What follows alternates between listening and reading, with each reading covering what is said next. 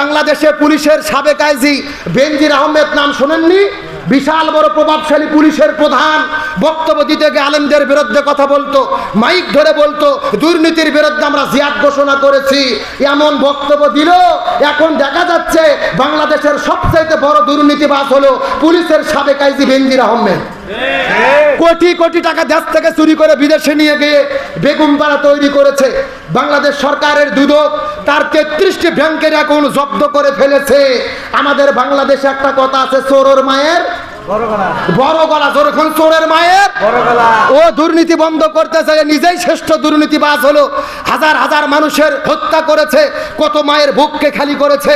হেফাজত ইসলাম যখন 5 মে শাপলা চত্বরে গিয়েছিল কোরআনের দাবি নিয়ে, হেফাজত ইসলামকে শেষ করার জন্য মাস্টার মাইন্ড হিসেবে বেনজির আহমেদ কাজ করেছে। আমরা বলতে চাই, তুমি হেফাজত ইসলামকে শেষ করতে চেয়েছো, ইসলামকে শেষ করতে চেয়েছো, ইসলামকে শেষ করতে পারোনি। তোমার নাম বাংলাদেশে খুঁজে পাওয়া যাচ্ছে না।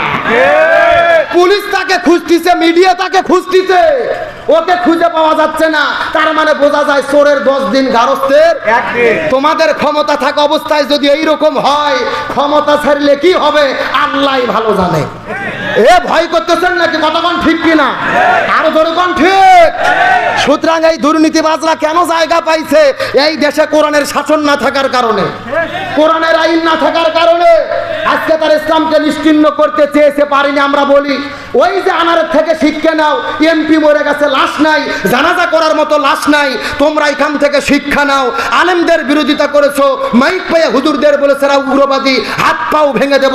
এদের জানাজা বাংলার জমিনে কোন আলেমদের দ্বারা হতে পারে না। আমরা বাংলাদেশের সব হুজুর যদি একদল হই, এরা কিছু করতে পারবে?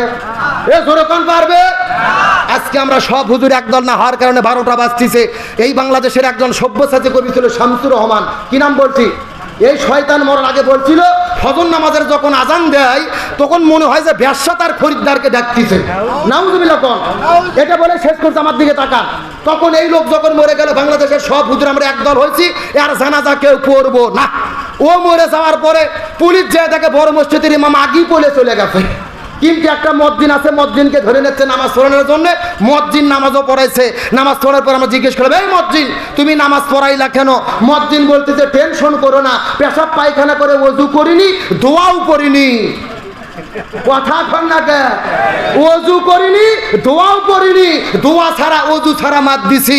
তার মানে বোঝা গেল ওস্তাদের মার। এ জোরে কর, ওস্তাদের মার।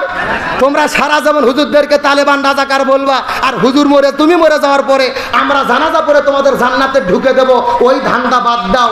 মরে যাওয়ার পরে যদি সামনে দেয় আল্লাহ আকবার বলে চুপ করে থাকবো, কোনো দোয়া পড়বো না, ফাটা বাটাম।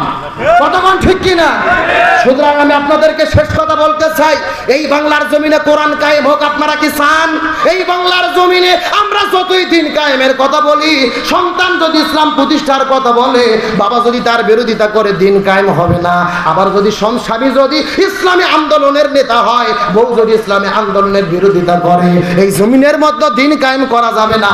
এই জমিনে দিন কায়েম করতে হলে প্রত্যেকটা মুসলমানদের আল্লাহর আইনের কাছে মাথা নত করে এই জমিনে দিন প্রতিষ্ঠার ইসলামী আন্দোলনের কর্মী হতে হবে। আর সবাই মিলে যদি একতাবদ্ধভাবে দিন না চাই, এই জমিনে দিন কায়েম হবে। আজকের আলোচনার শেষ শিক্ষা, এই জমিনের মধ্যে আমরা কোরআনের শাসন চাই কি চাই না? আরো জোরে বলেন, চাই কি চাই না? গভীর মনোযোগ ভালো করে বুঝবেন। আমরা কোনো ব্যক্তির ক্ষমতা চাই না, আমরা বাংলাদেশে কোরআনের ক্ষমতা কায়েম করতে চাই। কথা কন না কে? আমাদের দরকার নাই জামাত ইসলামের ক্ষমতায় আসার, চরমনাই পীরের ক্ষমতা পাওয়ার। আমরা কোনো দলের ক্ষমতা চাই না, আমরা কোরআনের ক্ষমতা চাই। এ কোরআন দিয়ে বাংলাদেশ চলুক, এটা আপনারা কি চান? সুতরাং আজকের মাহফিলের আলোচনার শিক্ষা হলো, আজকের মাহফিল থেকে শপথ গ্রহণ করব, ব্যক্তি, পরিবার, সমাজ, রাষ্ট্র, রান্নাঘর থেকে শুরু করে সংসদ পর্যন্ত, জন্ম থেকে শুরু করে মৃত্যু পর্যন্ত প্রতিটি জায়গা কোরআন দিয়ে বাংলাদেশ পরিচালিত হবে। কারা কারা রাজি আছেন? দুটি হাত আল্লাহকে তুলে দেখা।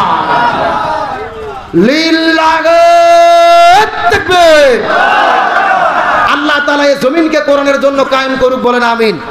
আমি প্রথমেই বলছি, আজকের বক্তা বেশি, ওয়াজের শুরু হবে কিন্তু শেষ হবে না। তারপরও ভাঙ্গা ভাঙ্গা কণ্ঠে ভূমিকা ছাড়াই যতটুকু কথা বলেছি আল্লাহ কবুল করুক, বলেন আমিন। আমরা দোয়া করে আপনাদের গ্রামের কৃতি সন্তান আমার প্রিয় ভাই এই সে মেহেদী হাসান সিদ্দিকী, আপনাদের গ্রামের রত্ন, আপনাদের গ্রামের সম্পদ, যিনি শুধু এখন বগুড়া জেলায় না তামাম বাংলাদেশে ঘুরে ঘুরে এর চাইতে বড় বড় মাহফিলে প্রধান বক্তা হিসেবে আলোচনা করতেছে, আলহামদুলিল্লাহ বলেন। সুতরাং এই রত্নকে সম্মান করবেন, সন্তান হিসেবে ভালোবাসা দেবেন, তার জন্য দোয়া করবেন। আল্লাহ যেন তাকে জগৎ বিখ্যাত আল্লামা সাঈদী বিদায় নিয়ে চলে গেছে, আল্লামা সাঈদীর যোগ্য উত্তরসূরি হিসেবে আল্লাহ কবুল করে, বলেন আমিন। এই কথা বলে আমি আপনাদের সকলের কাছ থেকে দোয়াছে বিদায় নিচ্ছি। আসসালামু আলাইকুম ওয়া রাহমাতুল্লাহি ওয়া বারাকাতুহু।